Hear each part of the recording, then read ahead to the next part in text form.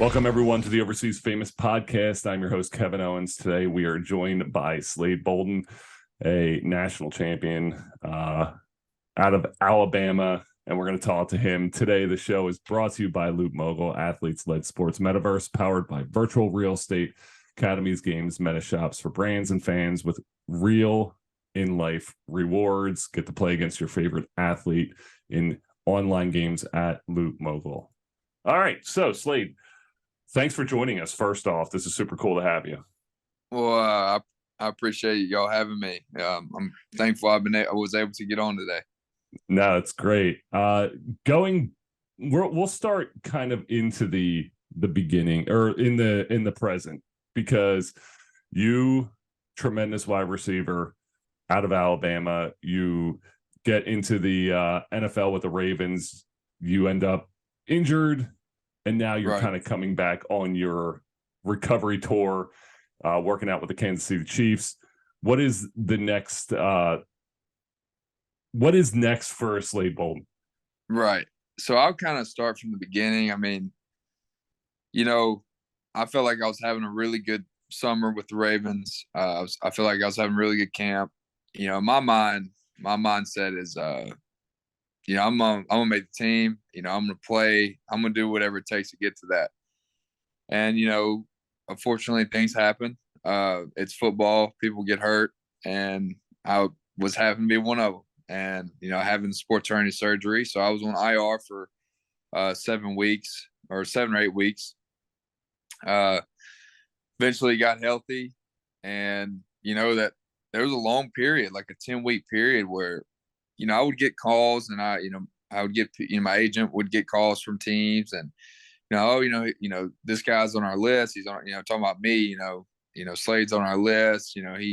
If something was to happen, we'll work him out. And I wasn't expecting to not be playing. I've never experienced not playing in a game or practicing or being in the locker room. And mentally it was tough, and it was something that I had to endure and get over. But I felt like, it's, things happen for a reason, and it's gotten better, and it's going to be better. I'm going to be better because of it. So fast forward to now, I finally got a couple workouts, which I'm very thankful for. And just to have something, just to have a workout, or, the possibility of earning another job, and I believe that, more will come, because they don't always sign you right then and there.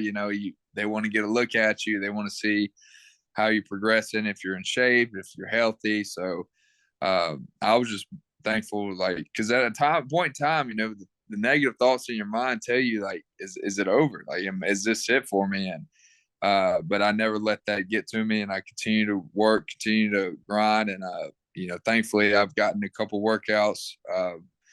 And hopefully I get some more to possibly continue my career, which I believe I can. I still got a lot left in me. It's great because I always talk about the mentality. Like, people don't understand, as a pro athlete and, like, a high level athlete, an injury can derail so many things, and it could completely change the trajectory of a career. So your mindset is exactly what I always preach to our young athletes. Like, hey, you got to stick with it. Like, you're good. Yeah. You're here for a reason. Teams are reaching out for a reason. So you got to stick with it. You got to have that positive mentality. And you have that, which is tremendous for a young player coming out of college and only, a little bit of experience to be like, no, screw it. I belong here. Right. Well, I appreciate that, Kev. Of course. And when you go into, going from Alabama, obviously a huge school, national championship, you go to the NFL, what was the major differences that you noticed immediately between the two? I mean, luckily playing at an Alabama, caliber type school, LSU, Ohio State, teams like that, and Georgia, of course, you're playing against guys that are going to be in the league. And I remember playing against guys just on our team, just during practice, that were first round picks, second round picks, throughout my whole career there. So, and also I played in a room with uh, four at one time 4 first round receivers, and then eventually I played with a total of 5 first round receivers. So I was able to learn, and even because I was nowhere near where a receiver I am today when I first got to Bama. So just playing against or practicing against those guys every day and with those guys every day, and then playing against the SEC teams on Saturday, it definitely helped prepare me better than I feel like any other place. Now I can't speak on other conferences and other teams, but I feel like that was one of the benefits of preparing me for the league. Because when I got to the Ravens are pretty tough team, as in when it comes to practice and workouts. Like it's not just some NFL teams are not as I guess not as hard as in like the workouts and how much you run and how long you practice for. And but the Ravens was somewhat similar to Bama, and I was like, well, thank God I already went through this, so I know what to expect. But I would say the main difference would be the good thing is you don't have to worry about school, which is nice. But when it comes to just playing, I would say the speed definitely. The windows, for the quarterbacks in the league close a lot faster than uh, in college. I remember our offense coordinator, and he told me that you got, or I guess probably told us that like your window goes from 4 feet in college to catch a ball to now it's like 1 foot. Where if Lamar at the time, if he's gonna throw it in that window, you got to grab it. Like there's no option. Like, and if you don't catch it, no matter how tight the window is, no matter who's around you, who's on you, if it's there and it's in your hands, you got to catch it. So I feel like the speed and just uh the overall, like there's no error. So and of course a guy like me being undrafted, I couldn't make any. I had to be almost perfect. No one's perfect, but I had to be almost that guy. So I would say like the speed, the when it comes to like training camp, comparing it to fall camp in college, I felt like it was similar, as in like the schedule, basically all day, which was like that in college. But I think just the athletes and the speed of the game was definitely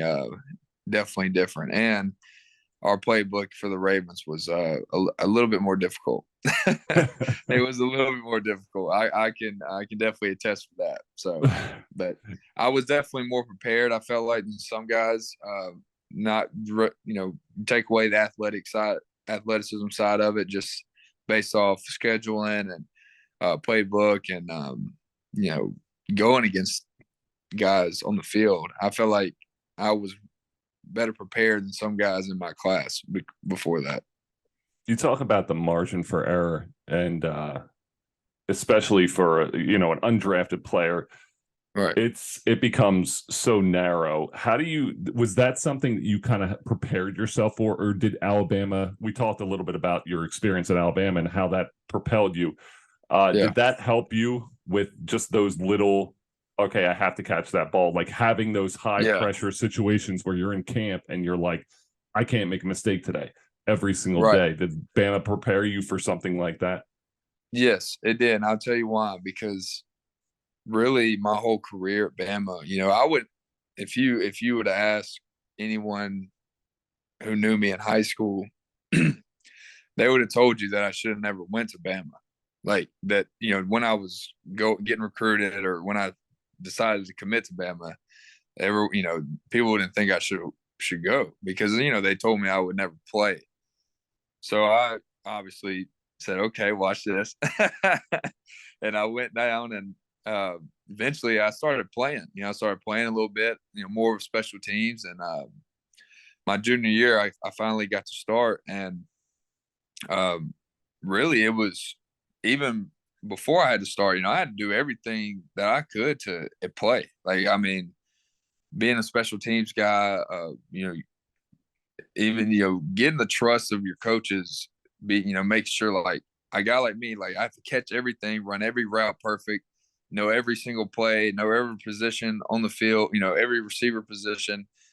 So doing that allowed me to play ahead of some other guys that may have been a little faster, a little more athletic, and eventually allowed me to be the next man up when someone got hurt. And that's what happened. And so I kind of had, I was able to take it and run with it a little bit, but still, I still had to be almost perfect, throughout that process, because I felt as if I wasn't, Saban might have put someone in front of me. And, I did have to rotate some with some guys, but I felt like if it wasn't for the way I worked and the preparation that I always carried with myself, I wouldn't have been able to play. If I'd have just went out there and like, oh, I'm just going to let my athletic ability take over. Like, yeah, like I'm very blessed and I'm thankful, but you should see the guys I've had to play with. Like those guys on a different level. Even some of the guys who didn't play at Bama when I was there. So I was very fortunate to do what I've been able to do. But yeah, so that's being in that atmosphere, and I basically felt like if every day was a game day and that I had to perform my best, because if I don't perform to my best this week during practice, I may not play, or I may not get the ball as much, or I may not get as many targets. So I just channeled that and transferred that into with the Ravens, and kind of treated every day like a new day. And I didn't, but the good thing is I didn't let the pressure get to me as much, because at the end of the day, it's still football, it's still a fun game. And there's thousands of, I mean, I can't even tell you how many guys in this world that wish they were in that position. So you have to look at it from perspective that it is still fun, and you're getting to play a kid's game, and you're getting to the point of getting paid to do it, but I wasn't there yet. I wasn't getting paid to do it yet, especially being undrafted. We don't get much, but I still look at it from those kind of glasses, and that helps take the pressure off. But yeah, every day was like, I want to win this day. I want to somehow show up on film, somehow make a play, just try to be as perfect as I can be. You taught a good lesson for younger athletes, because there's so much pressure, I feel like, especially in the high school level. Everyone, Yeah.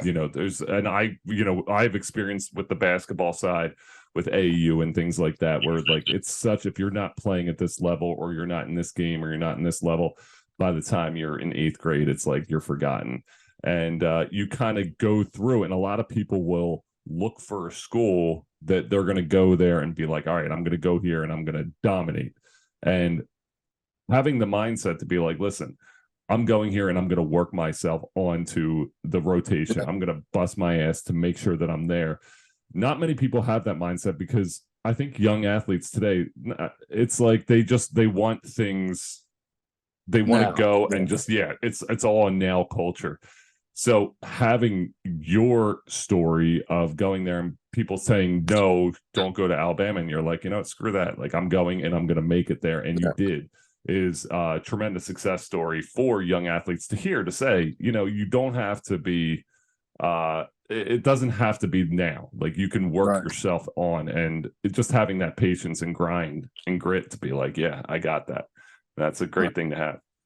Well, I appreciate that. And that was one thing, is when I was getting recruited for Bama, they were in the top, obviously they're still the top school in college, and they had they were the 2018, they won the Natty, which was 2017 season. I was already committed then, but they were winning every other year since I've been, and I was always the LSU fan, so I know, because we always lose to them. So, obviously they were in their middle of still in the dynasty, and my mind was like, if I want to be the best player that I can be. I need to be coached by the best. I need to play with the best, and I need to play against the best. So that was something that kind of won me over. Yeah, they did a good job recruiting me. They did it. I felt like they put out all the stunts, even though I wasn't a big, number one recruit guy. But that was kind of what helped me make a decision because I know that if I put myself in that position, I was going to, get the best outcome of who I wanted to be. The NIL deals, you were Mm, you missed the NIL deals, right? You were it partially. was yeah, it was kind of going. That's like a thing because the line, it was like boom, all of a sudden you had these huge deals.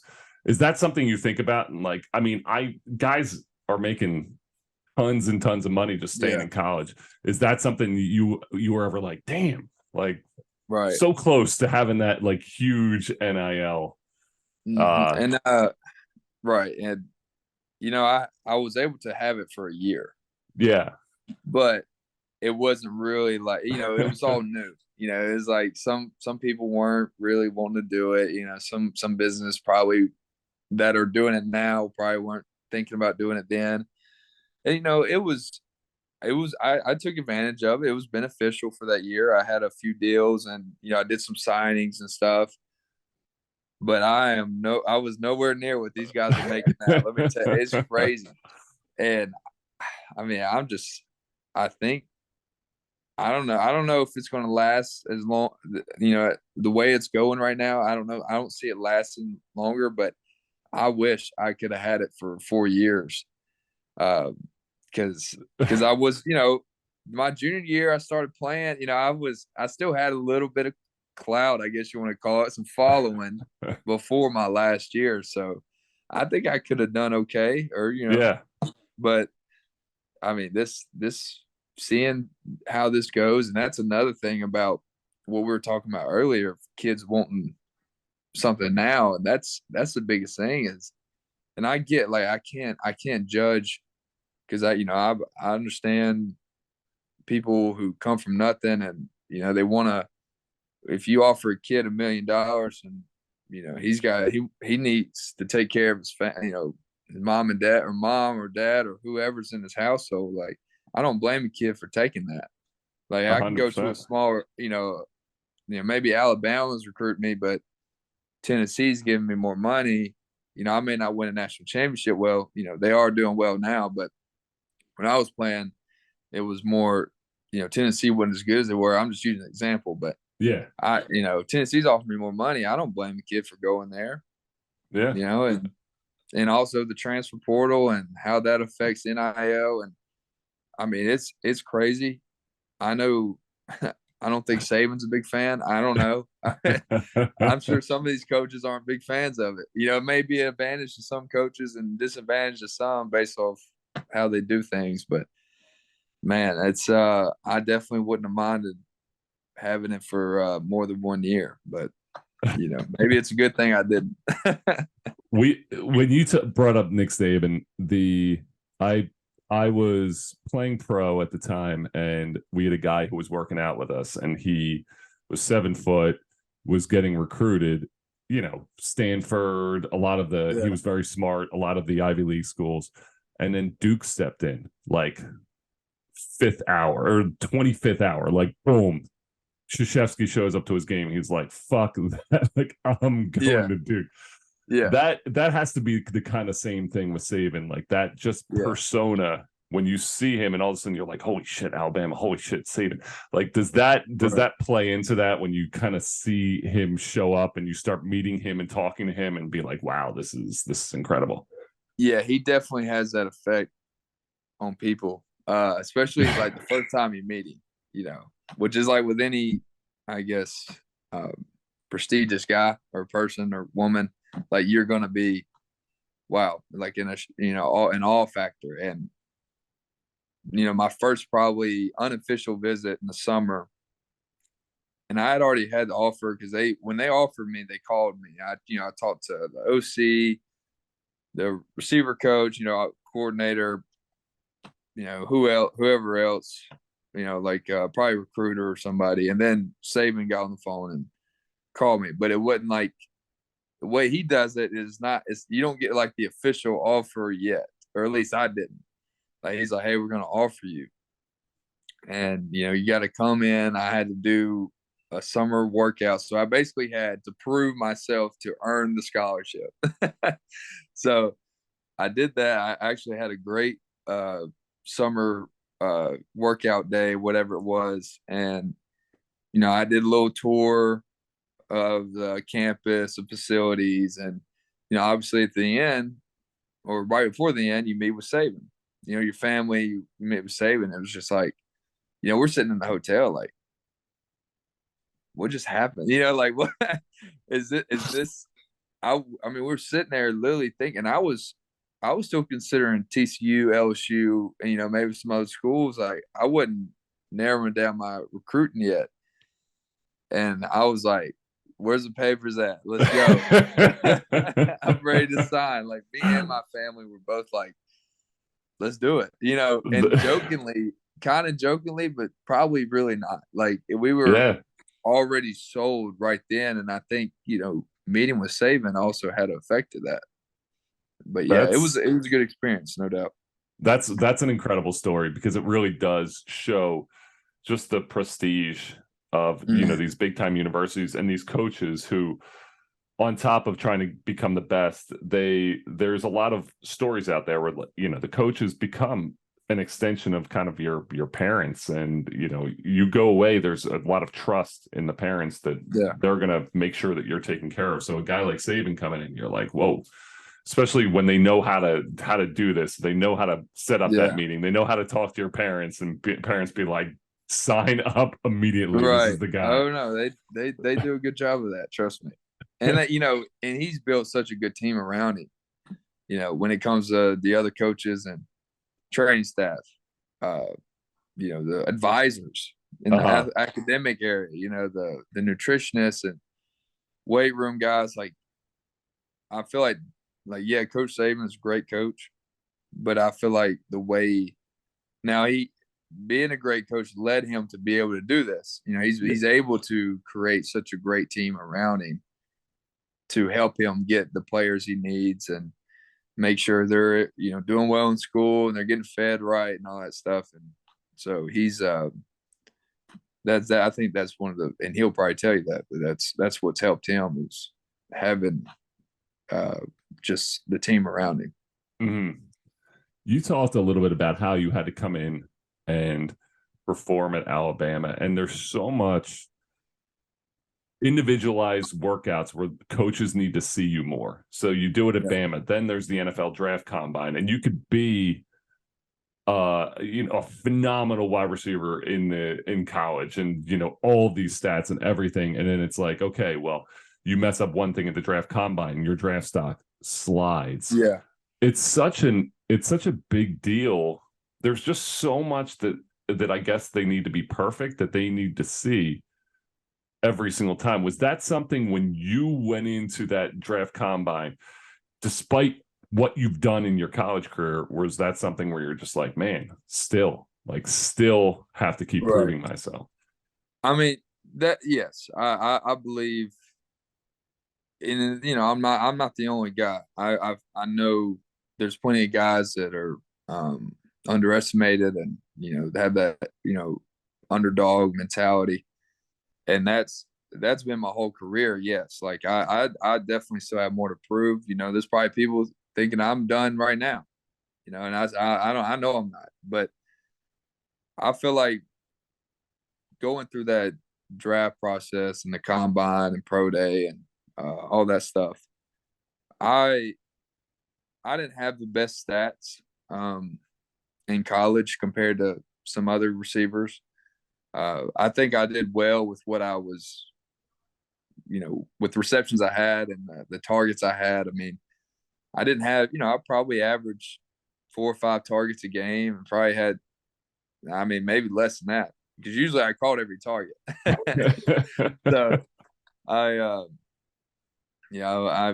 I didn't have the craziest stats, and I did have Smitty and Judy, or Waddle, and Ruggs, and all these first round picks, and then my last year, Jameson and uh, Mechie in the same room as me. So yeah, I had some good receiver, obviously some really good receivers around me that took away most of the love, but I get it. They were good. I ain't taking nothing away from them, but uh, so that part of like having the big stats, like I felt like going into the combine, I had to perform well, whether Mhm. it's, the skill drills, uh, doing, obviously the 40 and the pro shuttle and the L drill. And I knew, I'm not the fastest guy.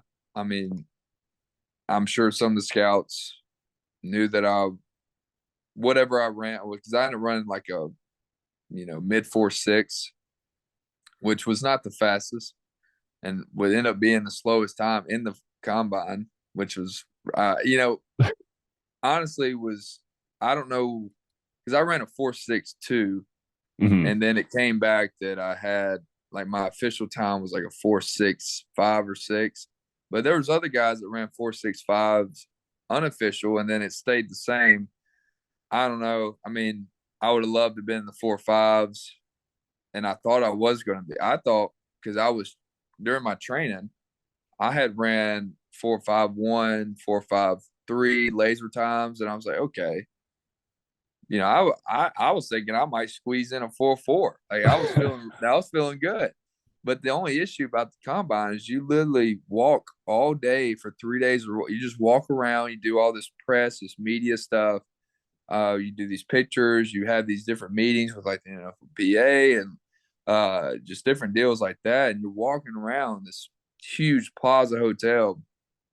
And for some reason, after like the interviews with teams and coaches and all this stuff, you don't get but like probably 6 hours a night. And then same thing the night before you run, you walk around all day for no reason, and then you walk, and then get no sleep, and they're like, oh, now you got to go run a 40 that that depends on your career. Like this is the most important thing in this combine, and you got to do it late at night. And it's just, it's combine is not, it's a mental battle. It really is. It was not the most fun I had. It was a great experience. Um, but I know my body, I've always been like, I need my 8 hours. I need Uh-huh. my hot tub, cold tub. I got to be ready. And, luckily I did a lot better at pro day. And, but I was told, because if you're trying to leave, you're told, okay, this is where your grades are. Like Saban, you have a meeting with Saban. He's like, here is, he talks to the scouts and the coaches. And he's like, here's what we have your grade in. And my grade was maybe fifth, but more sixth, seventh to undrafted. So I was like, okay, I feel like played at Bama, won a national championship. I had all these deals. I was like, okay, I feel like I can at least squeeze in there. Let me just Mhm. get a nice little 6th round pick. I'll be cool with that. Like, just give me a little extra money. I'll be cool, because I feel like either way, I'm still gonna have to prove myself and do what I've always done in my career. So, but that's just how it goes. And I'm obviously I'm still very blessed that I'm still able to have the opportunities to play this game that I've loved, and that many people didn't think I was going to be this far, but I Yeah. did. I knew I was, but Uh-huh. not many people thought so. But yeah, I mean, that whole process, you're still gonna there. I still had to try and run a fast 40. I still couldn't drop any balls during the drills. I still had to run good routes. And so, yeah, even though you had such a good college career, had all these different accolades, yeah, you still got to go out there, because God forbid you drop three in a row. It's like, oh, he has hands issues. Oh, he has bad hands. Or if slip and fall every time you run a route, like, okay, he can't, I don't know, he's not athletic enough. I just still like, okay, but watching play football. Like it's a Jim Short Yeah. Olympics. I don't know. I know some guys probably even the guys that um, had great times and ran a great 40 that helped them get drafted even higher. Which that's a lie. What gets you drafted is what you do. What gets you drafted higher is what you do on the field. Yeah. Now, it helps if you do run like a 4.3 and no one knew you would. But yeah, even guys like that, they still all complain that the combine it's no joke. And I think it might be set up that way to see who can get through that and still perform well. But I did good other than my 40 wasn't as fast as I wanted to be, but all the drills and stuff, I killed that. But I knew my sweet spot's like the short shuttle and the L drill. That's where, like, if I'd have what I did at pro day was I ran like a 4.05 ish. Some of the teams had different numbers, but I was stayed in the 4.0 range. If I'd have, because I didn't run the L drill and the short shuttle at the combine. Okay. Yeah, so because after the 40 and all the receiver drills, and I mean we were all dead. Like a lot Yeah. of guys could do it. But if I was able to do that at the combine, I would have had the fastest short shuttle, or quickest, I guess, short shuttle at the combine based off what I did at pro day. So that was one thing that I wish I could have done, but I was already dead. I was like, I'm not gonna put up some bad numbers, and y'all have me, especially my bread and butter right there. I ain't gonna have that on the internet. It is crazy. Like everything is so live. Like Yeah, everything goes out immediately. Like it's on TV. And guys, and it's crazy because you mentioned it. You're like, I ran this at this time and this time, and like everyone knows pretty much how fast you are. But right. it's weird that sometimes these GMs are like, oh shit, like, do you see how fast he ran here?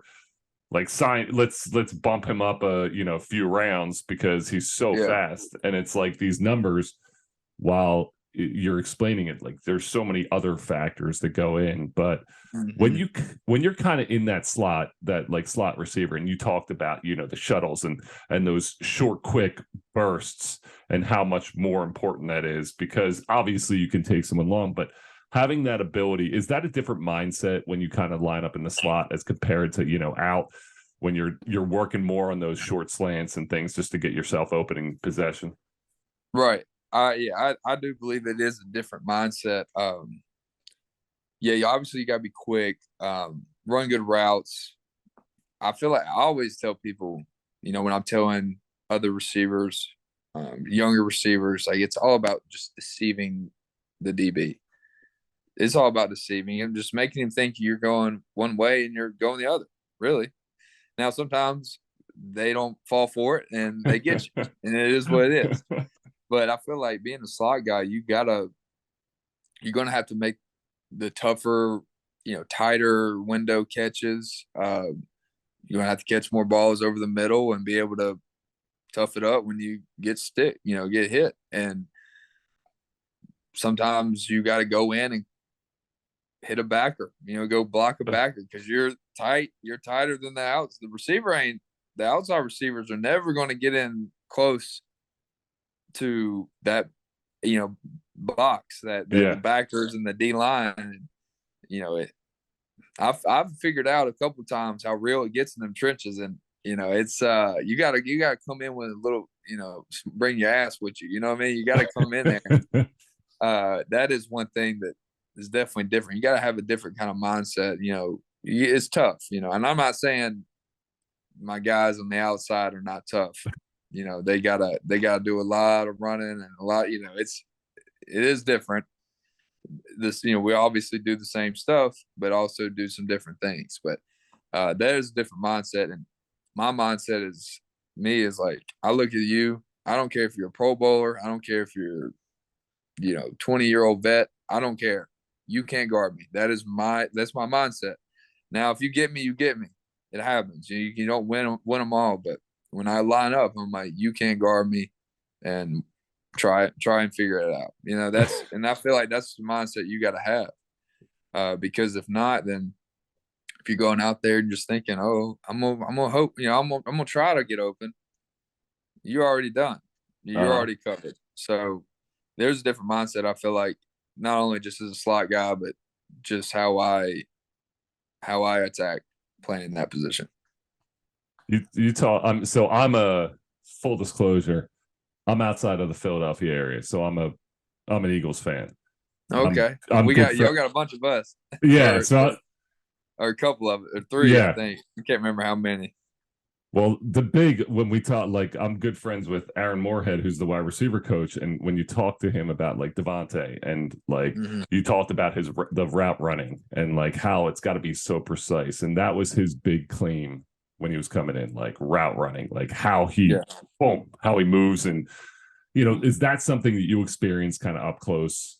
yeah, That ability to just kind of change on a dime and just outsmart or be able to get by a good cornerback or a good defensive back. yeah. People always ask me, who's the best receiver you play with? I'm just like, me. No, I'm just kidding. I'm just, they're always like, who's better? It's Good either answer. Waddle. Yeah. No, I know what they meant. They're like, who's better? Waddle, Judy, and that used to be the conversation. Waddle, Smitty, Judy. Now it's like, okay, who's better out of Jameson, Mechie, Waddle, all these guys I played with, and I always tell them they all do different things. I can never say which one's better. They're all my brothers, all my teammates, and I love every one of them. But obviously the easiest answer would have been Smitty because he's the only one to win a Heisman, which is crazy. It's very But crazy. Smitty is the one thing that stuck out to me, and I kind of used some of his stuff, or I put it my own way because he's obviously built a little different than I am. But he was so smooth. Like Smitty's routes were so smooth. His releases were so, like our receiver coach told us, it flow like water. That's, when you're running a route, when you're transitioning from a route to receiving and getting yards after catch, to flow like water. Because if you don't, I guess you're not going to flow right. You're not going to run the right, everything's not going to work. And, it's like a poetry in motion, releasing, getting to the top of the route, coming out of the transition smooth, catching the ball smooth, not just letting it just hit your hands. You want to really just like fill it in like it's a loaf of bread. So it's like Smitty was so good with his releases and his routes, and we always called him what's the Fantastic Four guy that Oh, stretches out? Mr. Fantastic.